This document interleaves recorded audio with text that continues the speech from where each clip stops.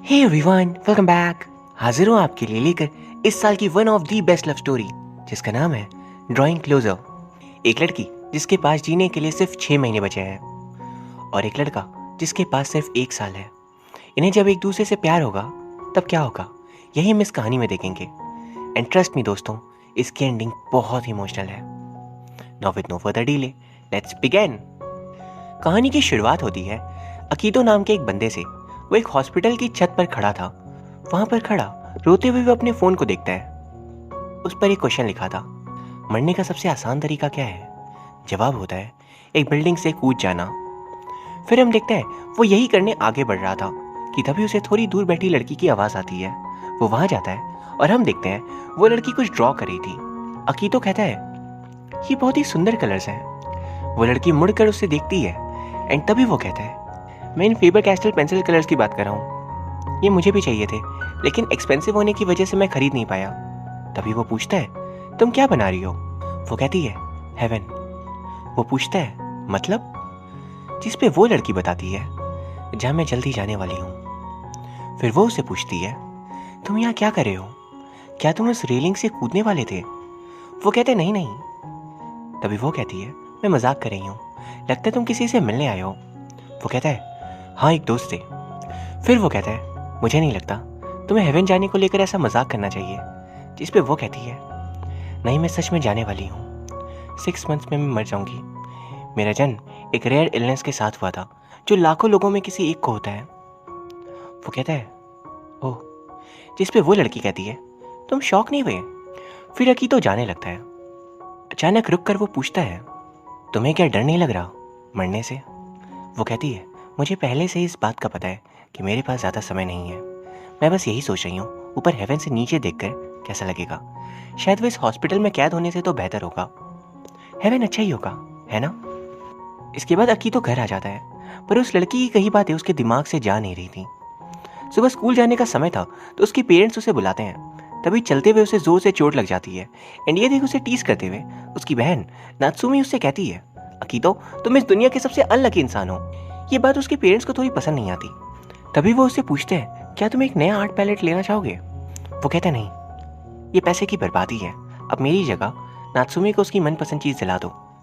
अब क्लास में हम देखते हैं अकीतो उसी हॉस्पिटल वाली लड़की के स्केच बना रहा था एंड ये बनाते समय वो याद करता है कि कैसे एक दिन वो आर्ट क्लास में जब एक बहुत ही सुंदर पेंटिंग बनाता है तो टीचर उसे नाइका आर्ट फेस्ट में पार्टिसिपेट करने के लिए कहते हैं। वो कहते हैं तुम इतने टैलेंटेड हो तो तुम पक्का न्यू कमर अवार्ड इसमें जीत सकते हो। एंड अकीतो ने इस कंपटीशन के लिए मेहनत करना भी शुरू कर दिया था। उसका सपना था इस कंपटीशन को किसी भी हाल में जीतना। लेकिन एक दिन अचानक वो रास्ते के बीचों बीच गिर जाता है एंड डॉक्टर बताते हैं उसके हार्ट में एक ट्यूमर है एंड उसके पास अब सिर्फ 1 साल का समय है। ये बात अकीतो को बुरी तरह तोड़ देती है। उसने नाइका आर्ट फेस्ट के सारे पोस्टर्स फाड़ कर फेंक दिए थे, लेकिन जब उस दिन उसने उस लड़की की बात सुनी कि वो मौत से डरती नहीं बल्कि वो अपनी कंडीशन को एक्सेप्ट कर आगे लुक फॉरवर्ड कर रही है, ये बात वो समझ ही नहीं पा रहा था कि अपनी मौत की बात जानकर भी वो इस बात से डर क्यों नहीं रही। इसलिए आज वो दोबारा हॉस्पिटल जाता है। वो हॉस्पिटल की छत पे जाता है पर वो वहां थी ही नहीं। फिर पूरे हॉस्पिटल पे उसे ढूंढते वक्त वो कह रहा था मैं मौत से डरता हूँ और वो इसका इंतजार कर रही है। तभी अचानक वो उसे दिखती है एंड अकीतो स्माइल करता है। वो हैरान हो जाती है, उस दिन छत वाला लड़का यहाँ दोबारा। वो अपना नाम बताती है हारूना एंड वो भी अपने आप को इंट्रोड्यूस करते हुए कहता है मैं हूँ अकीतो। उन दोनों के नाम के मतलब काफी मिलते जुलते थे। इसके अलावा भी और भी चीजें उनके बीच कॉमन थी। दोनों ही 17 ईयर्स के थे एंड उन दोनों के ज्यादा दोस्त नहीं थे। उन दोनों को ही पेंटिंग करना बहुत पसंद था। वह हारूना उसे पूछती है तुम्हारा क्या सपना है, तुम क्या बनना चाहते हो? वेट, मैं गेस करती हूँ आर्टिस्ट, क्योंकि तुम्हें भी ड्राइंग करना पसंद है जैसे मुझे है। पता है मैं नाइका आर्ट एग्जीबिशन जीतना चाहती थी, लेकिन मैं उसमें हिस्सा ही नहीं ले पाऊंगी। अकीतो ये सुन अपना सच भी उसे बताने जा रहा था कि तभी वो कहती है क्या तुम मेरे लिए वो जीत सकते हो प्लीज? अकीतो उसे देख उसे अपनी कंडीशन के बारे में कुछ भी नहीं बताता। फिर उसके ड्राइंग्स को देखते हुए उसे हारूना की एक ड्राइंग उसकी बचपन की फ्रेंड के साथ दिखती है। वो पूछता है ये देख कर लग रहा है तुम दोनों बहुत ही क्लोज थे। वो कहती है हाँ, एक समय पे हम बहुत ही अच्छे दोस्त हुआ करते थे। अकीतो पूछता है हुआ करते थे? तभी हारूना की इंजेक्शन का समय हो गया था तो वो जाने लगता है एंड जाते हुए वो कहता है, हरुना क्या मैं यहाँ दोबारा आ सकता हूँ तुम्हारी ड्राइंग्स को देखने? वो कहती है, समझो तुम्हें परमिशन मिल गई, पर हाँ आते वक्त मेरे लिए एक प्रेजेंट लेकर आना। वो कहता है, कैसा प्रेजेंट? वो कहती है, कुछ ऐसा जिससे मैं ड्रॉ कर सकूं। मैं यहाँ रखी सभी चीज़ों को ड्रॉ करके थक चुकी हूँ। रूम से बाहर आते ही अकीतो स्माइल करने लगता है। उसे हरुना से एक अलग ही कनेक्शन महसूस हो रहा था। अब अगले दिन स्कूल से वो तुरंत निकल जाता है। उसके दोस्त उसे रोकते हैं एंड एरी कहती है, उस बाइक एक्सीडेंट के बाद से तुम काफ़ी बदल गए हो अकीतो। हमें समझ आता है अकीतो ने इस बारे में अपने दोस्तों तक को नहीं बताया था, सिर्फ और सिर्फ उसकी फैमिली को इस बात का पता था। अब वो हॉस्पिटल आते वक्त एक फ्लावर शॉप से फ्लावर्स खरीदने रुकता है। वहाँ शॉप में लेडी उससे कहती है, तुम्हें कैसे फ्लावर्स चाहिए? हर एक रंग एक मीनिंग कहता है। पिंक यानी ग्रेटिट्यूड, ऑरेंज खुले विचार को, और येलो सुंदरता, एंड ये गर्बिरास फ्लावर्स जो हैं वो एक साथ उम्मीद की याद दिलाते हैं। अकीतो कहता है, ये सारे एक एक दे दो। वहाँ पहुँचकर वो रूम में एंटर करता है, लेकिन हरुना सो रही थी। वो फ्लावर्स रखने अंदर आता है एंड अचानक वो जाग जाती है और कहती है, तुम एक अकेली लड़की के कमरे में बिना परमिशन क्या गए? अकीतो सॉरी कहता है एंड फिर वो उसे अपने लाइव फ्लावर्स देता है जो हरुना को बहुत पसंद आते हैं।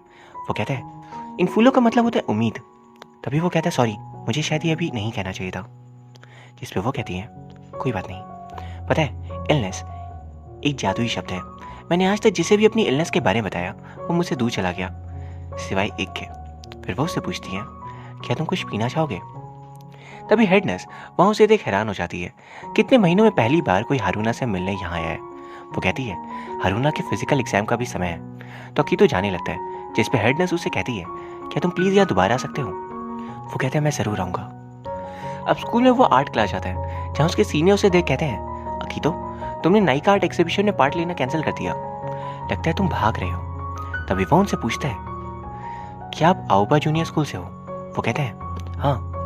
वो उनसे हरुना के बारे में पूछता है, क्योंकि वो भी उसी स्कूल से थी। वो कहते हैं, मेरी उससे कभी बात नहीं हुई, बस इतना जानता हूँ कि उसे एक बीमारी थी। वो बताते हैं, तुम्हारी क्लास की एक स्टूडेंट आया, उसकी दोस्त थी। वो जल्दी से आया से मिलने पहुँचता है। आया उसे देख कहती है, सॉरी पर मुझे तुम्हें कोई इंटरेस्ट नहीं है, और अपने दोस्तों के साथ जाने लगती है।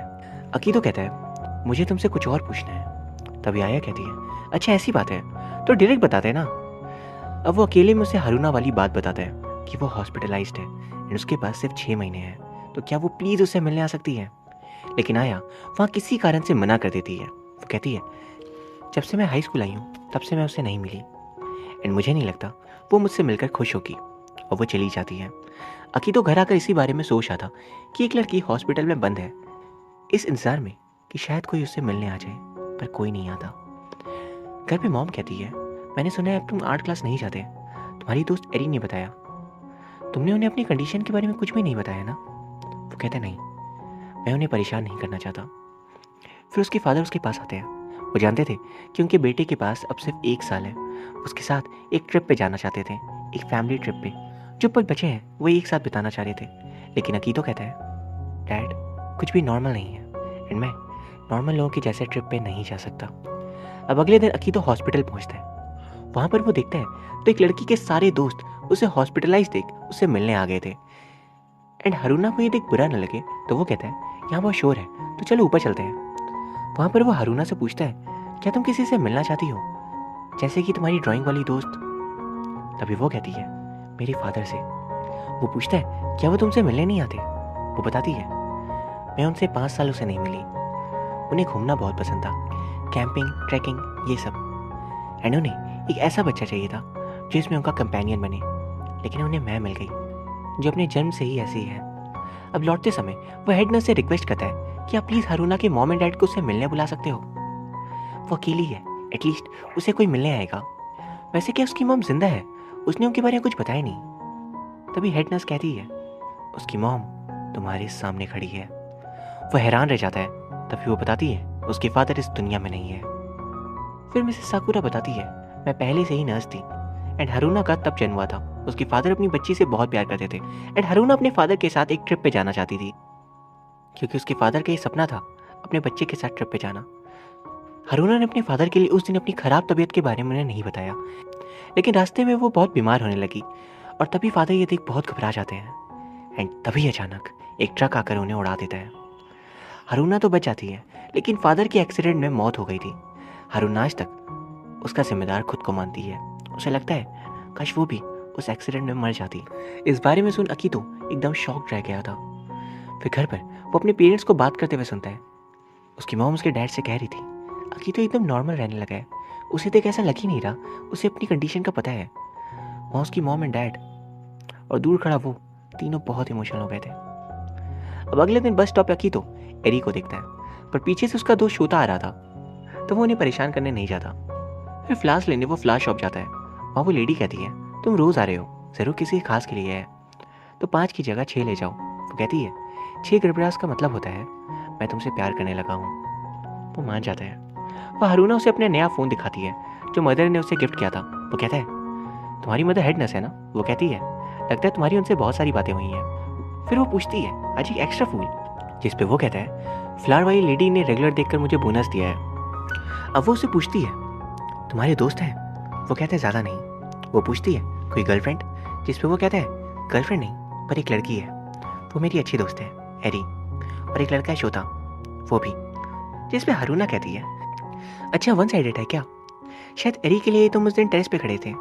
अकीतो पूछता है क्या तुम्हारा कोई बॉयफ्रेंड है? वो कहती है मैंने कभी किसी से प्यार नहीं किया, मैं करना चाहती थी लेकिन कर ही नहीं पाई।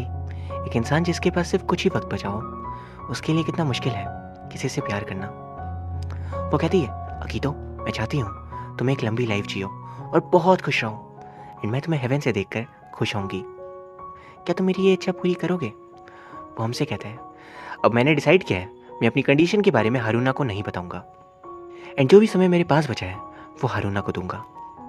अब हम देखते हैं यहाँ हम एज एन ऑडियंस समझ पा रहे थे हारूना जो बात चाह रही थी वो उसे अकीतो के रूप में मिल गया था, बस उसे इस बात का पता नहीं था।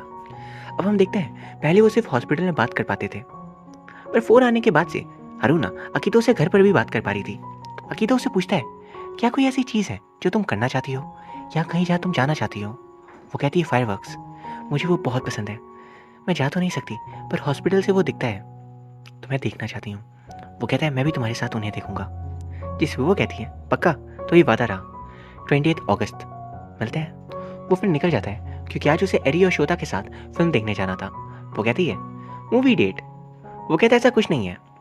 वहाँ हम देखते हैं एक कैफे में आया काम करती थी, तभी वहाँ अकीतो अचानक बेहोश होकर गिर जाता है। उसे हॉस्पिटल लाया जाता है एंड डॉक्टर बताते हैं उसकी कंडीशन बिगड़ रही है। अगली सीन में अकीतो की आंखें खुलती है, मॉम और सिस्टर वहीं थे। वो बताते हैं बेटा तुम 1 हफ्ते से यहाँ हो, और अकीतो देखता है तो आज 28 अगस्त था। उसने फायरवर्क्स मिस कर दिया।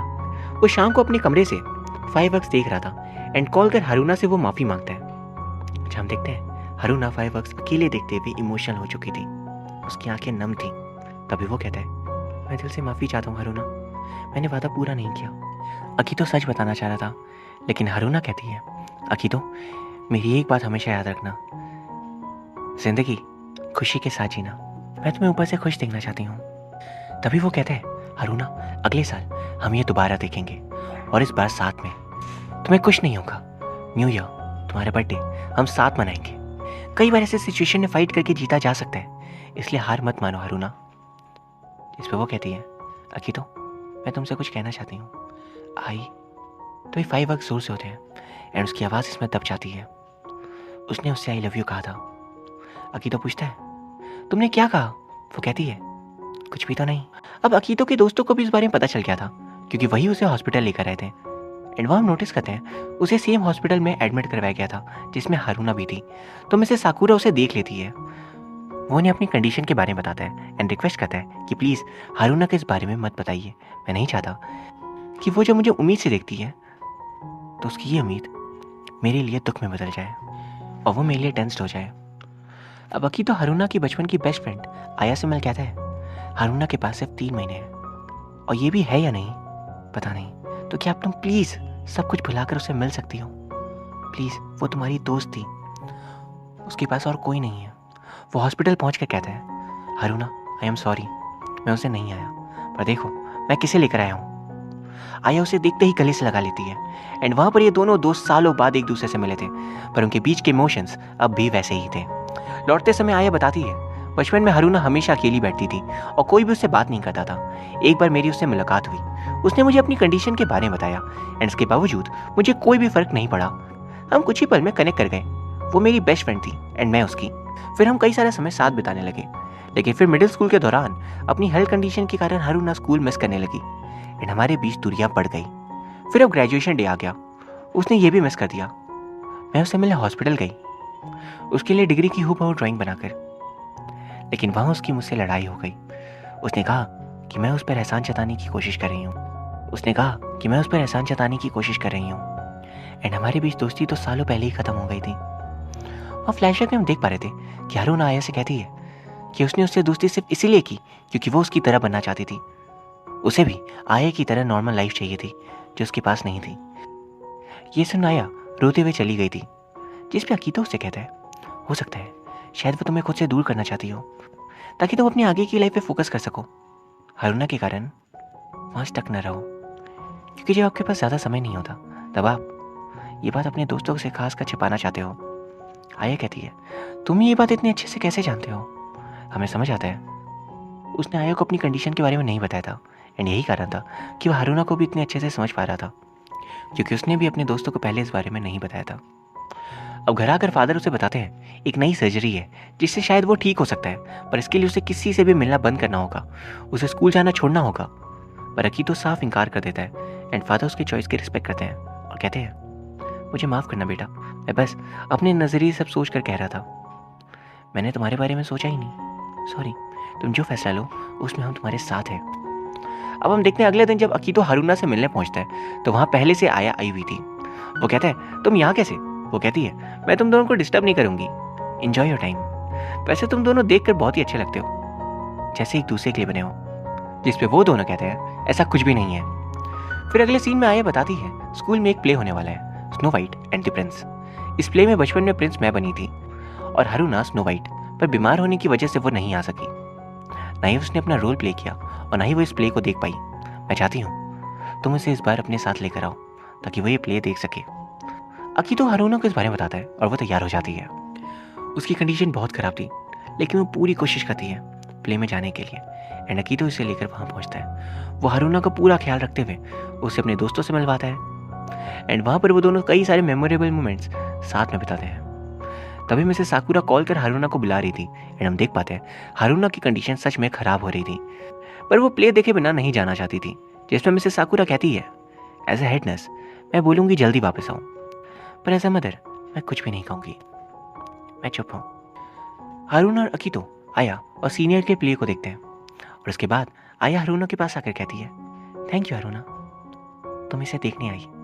आज हारूना ने अपने प्ले वाले दिन ग्रेजुएशन डे और स्कूल लाइफ के उन सारे अनलिव्ड मोमेंट्स के ग्लिम्सेस को जी लिया था। एंड इसके बाद अकीतो उसे बस से बीच में ही नीचे उतारकर बीच के पास लेकर आता है, जहाँ पर वो अपने फादर के साथ ना जाने कब से आना चाहती थी। वो ये देख इमोशनल हो जाती है और कहती है, अकीतो क्या तुम प्रिंस की तरह मुझे बचाने के लिए किस कर सकते हो? पता है मैं भी किसी को प्यार करना चाहती थी, हमेशा से उन पलों को जीना चाहती थी जो एक कपल जीते हैं, कोई मेरे लिए फिक्र करे, मुझसे प्यार करे और मैं उससे। अकीतो रोने लगता है, पर वो अपने आंसू से दिखाता नहीं। वो कैसे बताए कि वो ये सब उसके लिए ही कर रहा है और वो उसे बेइंतहा प्यार करता है।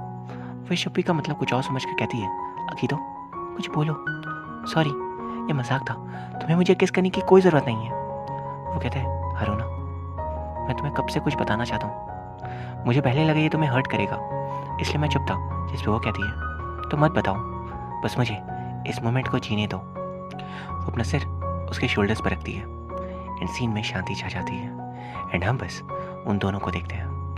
अब अगले दिन अकीतो हारूना को कुछ ड्रॉ करता देख पूछता है, तुम क्या बना रही हो? तो वो कहती है, ये मैं तुम्हें अभी नहीं दिखा सकती। फिर हारूना अकीतो से कहती है, प्लीज़ क्या तुम मुझे ड्रॉ कर सकते हो? आया ने हारूना को तैयार कर दिया था। हारूना कहती है, मुझे देख लग रहा है कि मैं फ्यूनरल के लिए रेडी हूँ। आया कहती है, मुझे तो लग रहा है तुम वेडिंग के लिए तैयार हो। अब उसकी ड्राइंग को देख। हारूना कहती है, अकीतो तुम सच में एक आर्टिस्ट हो, तुमने कितनी प्यारी ड्राइंग बनाई है मेरी। पहली बार किसी ने उसके लिए ड्रॉ किया था एंड उसे ड्रॉ किया था, इसे देख वो बहुत खुश होती है। अकीतो पता है पहले मैं मरना चाहती थी, पर जब से तुम मुझसे मिले हो मैंने तुम्हारे साथ इन पलों को बहुत खुशी से जिया एंड अब ये ज़िंदगी मुझे पसंद आने लगी है। मुझे अब नहीं मरना की तो, मुझे तुम्हारे साथ रहना है, आया के साथ रहना है, मॉम के साथ रहना है। अकीतो, मैं अपनी पूरी कोशिश करूँगी, चाहे इससे मेरी ज़िंदगी सिर्फ 1 सेकंड, 1 मिनट या 1 दिन के लिए ही बढ़ जाए। अकीतो ये सुन डिसाइड करता है उस सर्जरी को लेने की जो डैड ने उसे बताई थी। वो कहता है, डैड इसमें खर्च बहुत है क्या? मैं सच में ठीक होना चाहता हूँ। वो बहुत खुश होते हैं एंड नात्सुमी कहती है, भाई आप बहुत ही लकी हो, देखना आप पक्का ठीक हो जाओगे। फिर हम देखते हैं अकीतो अब जब हॉस्पिटल जाता है तो वहाँ पर हारुना थी ही नहीं। वो ऑपरेशन थिएटर में थी। एक्चुअली अचानक उसकी कंडीशन बहुत ही ज़्यादा बिगड़ गई। अकीतो वहाँ बाहर बैठे रोए जा रहा था। वो कहता है, प्लीज़ हारुना, मैंने जैसे ही ठीक होने के बारे में सोचा तुम क्यों गायब हो गई? प्लीज़ क्या तुम ठीक नहीं हो सकती? प्लीज़ हारुना, उस बीमारी से लड़ो प्लीज़। एंड तभी वो खुद दर्द से बेहोश होकर गिर जाता है। नर्स उसे उठाती है एंड उसे देख ऐसा लग रहा था मानो वो वहाँ मर रहा हो। एंड मरने से पहले अपनी सारी यादों में वो बस हारुना के साथ बिताए मोमेंट्स को ही याद कर रहा था। एंड ये सीन बहुत इमोशनल था। फिर अगले सीन में हम देखते हैं एक लड़का और एक लड़की एक फ्यूनरल में बैठे हैं। एंड दोस्तों ये फ्यूनरल हारुना का है। वो उस दिन मर गई, वो सर्जरी को सरवाइव नहीं कर पाई। आया अकीतो से रोते हुए कह रही थी, पता है अपने आखिरी समय वो बस तुम्हारा नाम ले रही थी, वो तुम्हें देखना चाहती थी, तुम क्यों गायब हो गए अकीतो? अकीतो की आंखें नम हो गई थी। वो कैसे बताए? वो वहीं था पर चाह कर भी हारुना के पास नहीं आ सका। मिसेस साकुरा हारुना की बनाई आखिरी पेंटिंग अकीतो को देती है। एंड पेंटिंग और इसमें लिखे चीज़ों को पढ़कर अकीतो की आंखों में आंसू आ जाते हैं। हारुना ने लिखा था कि वो पहले सिर्फ हेवन में जाना चाहती थी, पर अकीतो के आने के बाद ये कमरा ही उसके लिए हेवन बन गया। वह हारुना ने 3 फ्लावर्स बनाए थे। अब अकीतो उस ट्रीटमेंट को लेता है एंड उसके दोस्त और फैमिली इस समय उसका पूरा सपोर्ट करते हैं। एंड अकीतो पूरी जान लगा देता है ठीक होने में। लेकिन कुछ वक्त बाद हम देखते हैं आया वही फ्लावर्स लेकर हॉस्पिटल आती है। एंड हम देखते हैं अकीतो वहीं था। उसकी कंडीशन बहुत ही ज़्यादा ख़राब हो चुकी थी। उसे बताता है उसका कैंसर उसके स्पाइन तक फैल गया है एंड वो कभी भी मर सकता है। आया ये सुन एकदम टूट चुकी थी। वहाँ वो अकीतो को हारुना की सोशल मीडिया पोस्ट दिखाती है। वहाँ पर लास्ट पोस्ट पे एक पासवर्ड लगा था। वो सारे पासवर्ड ट्राई करता है एंड सही पासवर्ड निकलता है 3 फ्लावर्स। पोस्ट में हारुना ने अकीतो और अपनी लव स्टोरी के बारे में लिखा था। जब एक लड़की जिसके पास जीने के लिए सिर्फ 6 महीने हैं उसे एक लड़के जिसके पास जीने के लिए सिर्फ 1 साल है उससे प्यार होता है। अकीतो इस शौक रह गया था कि हारुना को उसकी बीमारी के बारे में कैसे पता चला। एंड दोस्तों तभी हमारे सामने रिवील किया जाता है कि जब अकीतो अपने दोस्तों के साथ फिल्म देखने गया था और बीमार होकर गिर गया तब हारुना ने उसे हॉस्पिटल पे देख लिया था, जैसे उसकी मदर मिसेस साकुरा ने उसे देखा था। और मिसेस साकुरा से पूछने पर उन्होंने उसे सब कुछ बता दिया कि अकीतो नहीं चाहता कि हारुना उसकी कंडीशन के बारे में जाने, इसीलिए वो एक्ट करने लगती है कि अकीतो नॉर्मल है। और इसी वजह से दोस्तों फायरवर्क्स वाले दिन हारुना रो रही थी, इसलिए नहीं कि अकीतो नहीं आया बल्कि इसीलिए क्योंकि अकीतो भी उसी की तरह मरने वाला है। पर वह इस बारे में उससे बात तक नहीं कर सकती। उन दोनों की फेट कैसी है, एक दूसरे से इतना प्यार करके भी उनकी इलनेस की वजह से वो कभी एक साथ नहीं रह सकते। वह हारुना ये भी रिवील करती है कि वो उसके 6 फ्लावर्स देने का मतलब जानती है एंड इसीलिए उसने उसके लिए 3 फ्लावर्स ड्रॉ किए हैं। हमें दिखाया जाता है आया उन लेडी के पास फ्लावर्स लेने जाती है। उन लेडी ने उसे 3 फ्लावर्स दिए थे एंड इसका मतलब वो लेडी उसे बताती है।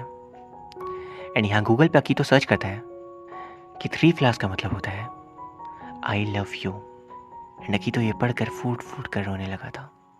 वह हारुना को बहुत ही ज़्यादा मिस कर रहा था एंड ये जानकर कि वो भी उसे उतना ही प्यार करती थी जितना कि वो उससे, उसका दिल कैसे शांत बैठता। वो बस इस मोमेंट में हारुना को पास देखना चाहता था, उसे गले से लगाना चाह रहा था। अब हम आया को देखते हैं। वो अकीतो के पास आती है, वो उसके हाथों में नेल्स में कुछ बनाती है एंड कहती है, हारुना तुम्हें क्या लगता है अकीतो कैसे रिएक्ट करेगा जब वो आँख खोलेगा? वो ना खुश होगा या फिर गुस्सा करेगा? फिर वो बताती है अकीतो अब नहीं रहा। इलाज के 3.5 साल बाद उसकी मौत हो गई। एंड हैरानी की बात है हारुना और अकीतो की डेथ एनिवर्सरी सेम डे है। अब कई साल बीत जाते हैं एंड हम आया को देखते हैं। वो बस से कहीं जा रही थी, उसके हाथ में 2 फ्लावर्स थे एंड वो उसी पोस्ट में देखती है कि एक और पोस्ट की लिंक है। एंड ये लिंक अकीतो की पोस्ट की थी कि जब पहली बार वो उस टेरेस पे गया था तो अपनी मौत की बात सुन वो डर गया था, पर हारूना से मिलने के बाद उसने ज़िंदगी में शांति का एहसास किया। उसे प्यार का मतलब पता चला, किसी के लिए फिक्र करना क्या होता है ये पता चला। वो कहता है, मैंने लास्ट में अपनी बीमारी को चैलेंज किया। हारूना, अब मुझे ठीक से कुछ दिख भी नहीं रहा। शायद मैं जल्दी तुम्हारे पास आ रहा हूँ। थैंक यू मेरे साथ यहाँ इन पलों को बिताने के लिए एंड आया से भी मिलाने के लिए। इस दौरान उसने मेरी बहुत हेल्प की। अब शायद फाइनली उसे शांति मिलेगी जब मैं चला जाऊँगा। वो लगता है एक दिन हॉस्पिटल में आया ने मेरे हाथों में 3 फ्लावर्स ड्रॉ किए थे। शायद उसे इसका मतलब नहीं पता। मैं इसके लिए बाद में से टीज करूँगा। एंड तभी आया इसे रीड कर प्रेजेंट में हमसे कहती है, सिली मुझे इसके बारे में पता है, तभी तो मैंने 3 फ्लावर्स बनाया था। एंड यहाँ हम उसके हाथों में 2 गुलदस्ते देखते हैं एंड दोनों में 3 फ्लावर्स थे। यानी मैं उन दोनों से ही बहुत प्यार करती थी। लास्ट सीन में हम नाइका आर्ट एग्जीबिशन में हारूना की बनाई ड्राइंग को देखते हैं एंड वहाँ पर हारूना एंड अकीतो दोनों का ही नाम लिखा था। और इसी के साथ ये फिल्म ख़त्म हो जाती है। ये कहानी बहुत ही खूबसूरत थी एंड ये सच में इस साल की one of the best love story है। एंड इस कहानी से हम एक बहुत इंपॉर्टेंट चीज़ सीख सकते हैं कि ज़िंदगी में कब हमारे साथ क्या हो जाए हमें नहीं पता, इसलिए हमें हर एक मोमेंट को जीना चाहिए। मैं उम्मीद करता हूँ आपको ये कहानी पसंद आई होगी।